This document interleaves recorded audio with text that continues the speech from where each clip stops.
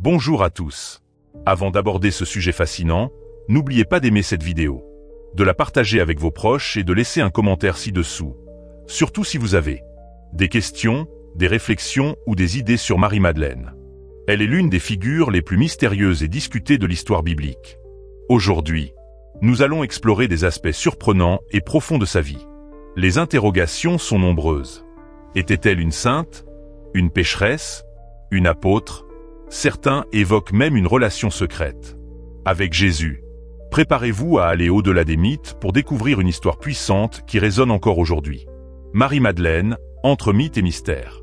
Marie-Madeleine est une figure qui a suscité curiosité et émotion à travers les siècles. On l'a décrite de nombreuses façons: prostituée, sainte, disciple, voire apôtre. Mais l'une des théories les plus captivantes est qu'elle aurait été l'épouse secrète de Jésus. Une idée qui continue de fasciner. Cette fascination s'appuie souvent sur des récits interdits ou cachés, des histoires que l'on imagine enfouies sous la surface. Un exemple notable est celui du fragment copte, présenté par la professeure Karen King de Harvard, où Jésus appelle Marie-Madeleine son épouse. Malgré l'enthousiasme généré, ce fragment s'est avéré être un faux, soulevant des questions sur les efforts déployés pour valider de telles théories. Pourquoi cette volonté de réinventer l'histoire de Marie-Madeleine, même avec des preuves falsifiées? Cela reflète un désir culturel pour des récits secrets et des révélations controversées, surtout lorsqu'il concerne une figure biblique aussi centrale. Mais au-delà des mythes, se cache une histoire humaine plus profonde qui mérite d'être explorée avec rigueur historique et sensibilité spirituelle. Une approche historique et théologique de Marie-Madeleine. Plutôt que de s'appuyer sur des légendes, le livre Marie-Madeleine, la véritable histoire, adopte une approche ancrée dans l'histoire, la théologie et l'archéologie. L'objectif est non seulement d'examiner sa vie comme personnage biblique, mais aussi de retrouver un portrait plus fidèle et complet de qui elle était vraiment. Cette recherche s'appuie sur les textes grecs du Nouveau Testament, ainsi que sur des sources araméennes et hébraïques, offrant une investigation large et approfondie du contexte historique dans lequel elle a vécu. Elle ne néglige pas l'image légendaire façonnée par des siècles de traditions populaires, mais la confronte à la femme réelle qui a suivi Jésus. Le livre met en lumière des éléments souvent ignorés du christianisme primitif et éclaire non seulement le rôle de Marie-Madeleine, mais aussi des thèmes spirituels plus larges. Toujours d'actualité. À travers ce prisme, son histoire dépasse l'ancienneté. Elle devient une source de réflexion personnelle et de transformation. Un aperçu biblique, Luc 7 et la femme anonyme. L'une des découvertes les plus intrigantes dans l'étude de Marie-Madeleine est un passage de Luc chapitre 7, où une femme non nommée oint Jésus lors d'un dîner chez un pharisien nommé Simon. De nombreux experts bibliques, dont Rodrigo Silva, pensent qu'il s'agit de Marie-Madeleine. Cet épisode est riche en significations culturelles et religieuses. Alors que Matthieu présente souvent les pharisiens en conflit avec Jésus, Luc offre une image plus nuancée, montrant certains d'entre eux curieux ou même respectueux envers lui. Ce contraste souligne la complexité des interactions de Jésus avec les leaders religieux de son époque. Le dîner chez Simon n'est pas qu'un simple repas, c'est un moment symbolique. Dans les coutumes du Moyen-Orient, l'hospitalité impliquait de laver les pieds de l'invité, oindre sa tête d'huile, lui offrir un baiser de bienvenue, prononcer une bénédiction, et l'inviter à manger. Simon a omis la plupart de ces gestes, mais la femme, par un acte d'humilité et de dévotion extraordinaire, les a tous accomplis pour Jésus.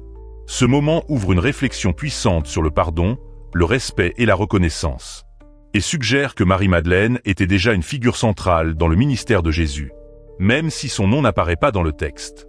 Révéler l'identité de la femme anonyme. La femme non nommée dans Luc 7, qui oint Jésus avec du parfum et des larmes, a longtemps fait débat.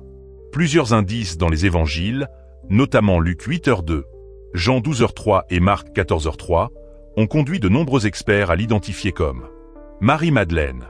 Bien que Luc ne la nomme pas au chapitre 7, le chapitre suivant présente Marie-Madeleine comme celle dont cette démon avait été chassée. Dans l'évangile de Jean, une scène similaire décrit explicitement la femme comme Marie. Cette convergence de détails soutient l'idée qu'il s'agit de la même personne, Marie-Madeleine. La localisation du dîner est aussi discutée. Avait-il lieu en Galilée ou à Béthanie? Luc laisse penser à un cadre galiléen tôt dans le ministère de Jésus, tandis que d'autres évangiles placent l'événement près de Jérusalem, avant la crucifixion. Des chercheurs, comme Rodrigo Silva, suggèrent que Luc aurait repositionné l'événement pour des raisons littéraires, pas nécessairement chronologiques. En comparant attentivement les textes, le récit gagne en clarté. Les gestes de la femme n'étaient pas aléatoires, ils étaient profondément personnels et symboliques, offrant un aperçu du caractère, de la dévotion et de la transformation de Marie-Madeleine. Simon le pharisien et son manquement à l'hospitalité. Dans la scène de Luc 7, Simon invite Jésus à dîner mais omet les gestes d'hospitalité traditionnels, une faute culturelle majeure. Selon les coutumes de l'époque, un hôte devait laver les pieds de l'invité, oindre sa tête d'huile, offrir un baiser de bienvenue, prononcer une bénédiction et l'inviter à table. Simon n'a fait que l'inviter. Jésus confronte doucement Simon en opposant son comportement à celui de la femme, qu'il a honoré avec amour et humilité, lavant ses pieds de ses larmes, les essuyant avec ses cheveux et les oignant de parfum. Jésus raconte ensuite une parabole sur 2 débiteurs pour illustrer le pardon, et comment celui à qui on a beaucoup pardonné aime beaucoup en retour. Ce moment révèle non seulement la sincérité de la femme, mais aussi le scepticisme et l'orgueil spirituel de Simon. C'est une leçon sur la perception, la grâce, et le contraste entre formalisme religieux et foi authentique. La réponse de Jésus est claire. La femme, malgré son passé, a mieux compris la grâce que le pharisien, qui a failli à l'accueillir. Marie-Madeleine, incomprise et mal représentée. L'une des idées reçues les plus tenaces sur Marie-Madeleine est qu'elle était une prostituée. Une étiquette absente de la Bible, mais popularisée par la tradition médiévale.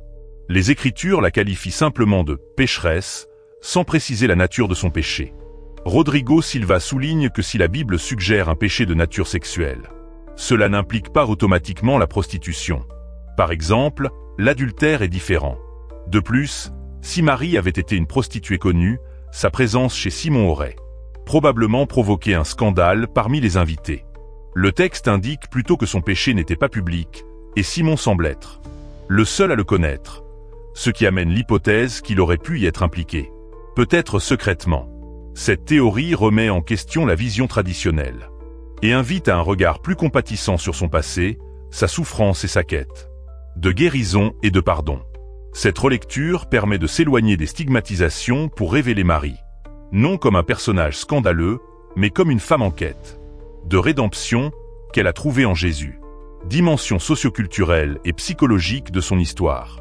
Comprendre l'histoire de Marie-Madeleine nécessite aussi d'examiner le contexte psychologique et culturel de son époque, notamment concernant les abus, les traumatismes et le silence.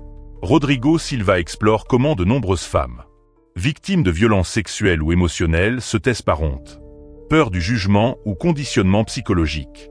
Cela persiste aujourd'hui, malgré les protections légales, et c'était encore plus marqué dans l'Antiquité, où les femmes n'avaient pas de voix légale et étaient souvent blâmées pour leurs souffrances. Appliquant cette grille à Marie-Madeleine, Silva suggère que son silence et ses actes pourraient refléter un traumatisme, peut-être lié à une situation abusive impliquant quelqu'un de proche, comme Simon. Il établit des parallèles avec des cas modernes, où les victimes peinent à parler, par crainte des conséquences sociales ou à cause de blessures émotionnelles profondes.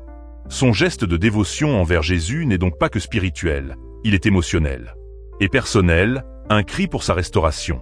La réponse de Jésus, offrant pardon et dignité, contraste avec les normes culturelles de rejet et de honte. Elle montre une sensibilité à la douleur humaine et offre un espoir à ceux qui portent des blessures invisibles. La compassion de Jésus et la puissance du pardon. Au cœur de l'histoire de Marie-Madeleine se trouve un moment de compassion et de restauration. Face à ses actes d'amour et de repentir sincère, Jésus déclare que ses péchés sont pardonnés, non pour exposer sa culpabilité, mais pour la guérir. Cette déclaration répond à son passé, mais aussi à son besoin de se sentir pardonné. Rodrigo Silva souligne que Marie était peut-être plus victime que coupable. Mais même les victimes portent souvent un lourd fardeau émotionnel et d'auto-accusation. Jésus le reconnaît et répond par la grâce, offrant du réconfort plutôt que de la condamnation. Sa sagesse se voit aussi dans sa manière d'adresser Simon.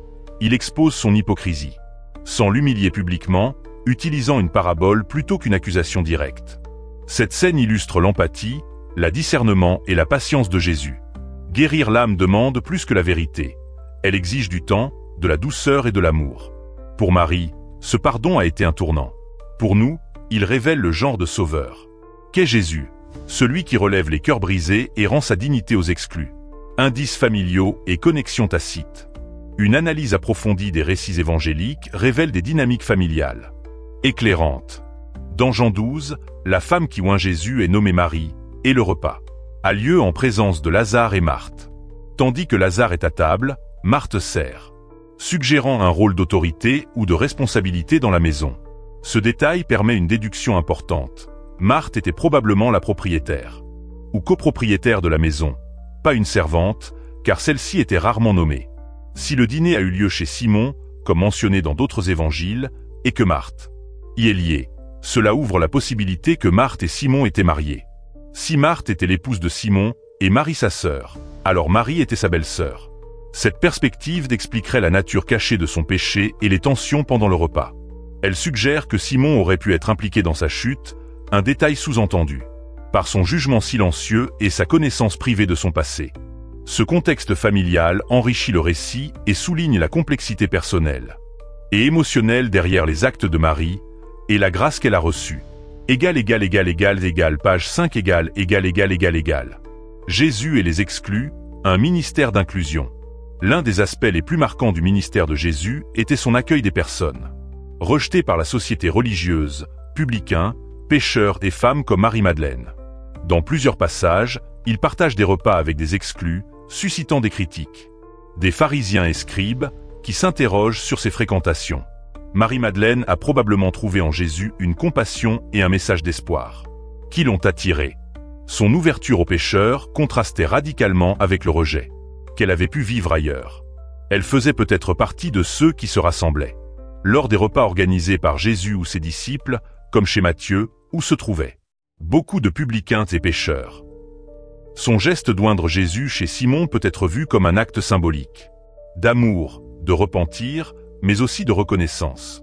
Elle a honoré Jésus là où l'autre a échoué, montrant comment les marginalisés perçoivent souvent mieux la grâce qu'ils ont reçue. En cela, son histoire reflète le cœur du ministère de Jésus: briser les barrières, restaurer les rejetés et offrir une appartenance là où le monde n'en donne pas. Les luttes de Marie-Madeleine, chute et redressement. Le parcours de Marie-Madeleine n'a pas été une transformation instantanée, mais un processus marqué par des luttes, des guérisons et une croissance. Les évangiles mentionnent que cette démon avait été chassée d'elle, une phrase qui évoque des combats spirituels ou émotionnels récurrents, pas seulement une délivrance ponctuelle. Selon les enseignements de Jésus, lorsqu'un esprit impur quitte une personne, il peut revenir avec d'autres si le cœur reste vulnérable. Cela implique que Marie a pu connaître des rechutes, comme les survivants de traumatismes qui reviennent à des schémas familiers avant de s'en libérer complètement. Cette réalité rejoint les profils psychologiques modernes, surtout chez les femmes victimes d'abus ou de manipulation. Beaucoup traversent des cycles de silence, de retour en arrière et de culpabilité. L'histoire de Marie semble refléter ces schémas, la rendant d'autant plus relatable. Malgré ses hauts et bas, elle a continué à chercher Jésus. Sa présence au moment clé de son ministère et son courage à l'honorer publiquement montrent un cœur en quête de guérison et de transformation. Son histoire rappelle que la rédemption n'est pas toujours un chemin droit, mais que Jésus nous rencontre avec grâce à chaque étape. Conclusion. Si cette exploration de la vie de Marie-Madeleine vous a ouvert les yeux ou touché le cœur, sachez qu'il y a encore beaucoup à découvrir. Son histoire est riche, intense et incroyablement pertinente, et nous n'en avons qu'effleuré la surface. Si vous souhaitez continuer à explorer des récits aussi puissants, n'oubliez pas d'aimer cette vidéo, de la partager avec vos proches et de laisser vos réflexions ou questions en commentaire. Chaque interaction aide à diffuser ces messages profonds et soutient la création de plus de contenu comme celui-ci. Restez à l'écoute, car les prochains épisodes nous plongeront encore plus profondément dans les vies, les luttes et la foi de ceux qui ont marché avec Jésus. Vous ne voudrez pas manquer ça.